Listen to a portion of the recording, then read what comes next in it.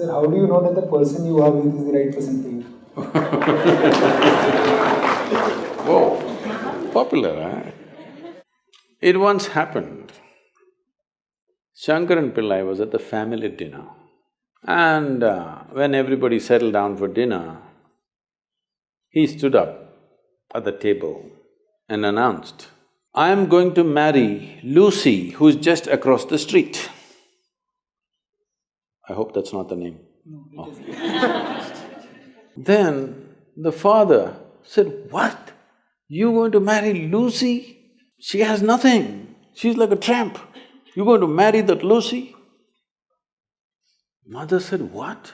You're going to marry that Lucy?" The uncles always pitch in these kind of matters, you know. Uncle said, "What? You're going to marry that Lucy? Have you seen her hair? It looks fake." The aunt, "What? You're going to marry Lucy? She's always painted. You're going to marry that painted woman?" The little boy, the nephew, can't be left out. He said, "You're going to marry Lucy, she doesn't even know what is cricket. How can you marry her?"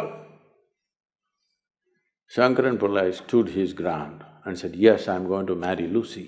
Everybody asked in one voice, "Why?" He said, "Because she has no family."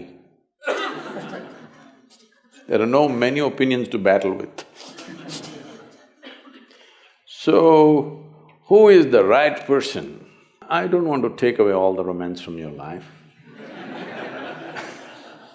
But let me tell you this, there is no right person on this planet. If you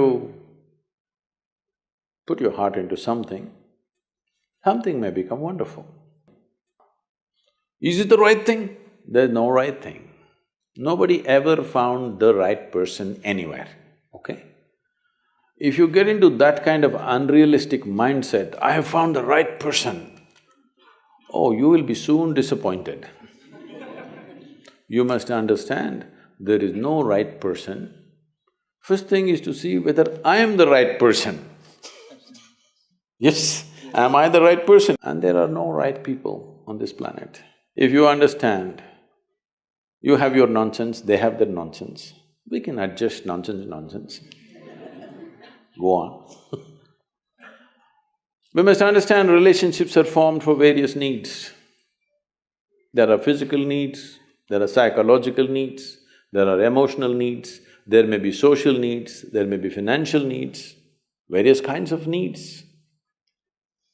So when you're going to somebody with so many needs, you're going as a beggar, and a beggar cannot choose. Hello? Beggar eat what comes his way, isn't it? He cannot choose. So, if you really want to make a choice in this world, first and foremost thing is, you bring yourself to your place where your experience of life is just pleasant by yourself. You're wonderful. Now, let us see what gets drawn to this one. If you're really wonderful, things will happen in every way, I'm saying. In terms of career, in terms of marriage, in terms of relationships, the best will happen to you because you made yourself like this. Instead of trying to work on somebody and fix them, if you work upon yourself and make you so wonderful that everybody wants to be with you, then there is a choice. And this whole thing is an American thing, that there is a soulmate somewhere. God made just one more person just for you.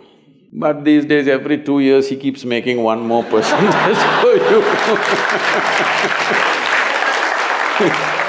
Obviously, God is making too many mistakes with you. See, body needs a mate, understandable.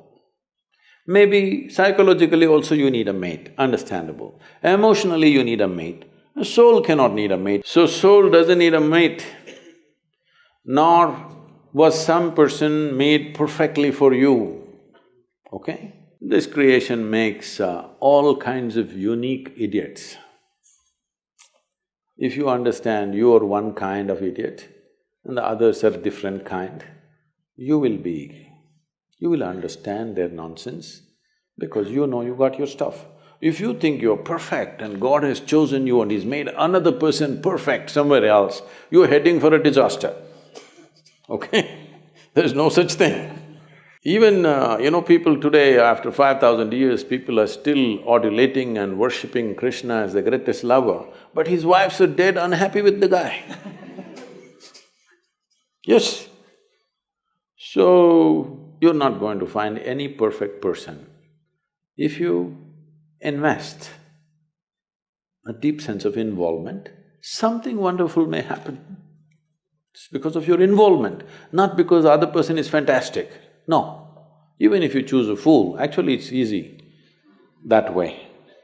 If they're not stupid, why would they come to you first of all? No, I'm just being nasty. So, even if you choose a fool, it doesn't matter. If you involve yourself, it can turn out very beautiful. You chose the smartest person in the universe, it could be a disaster.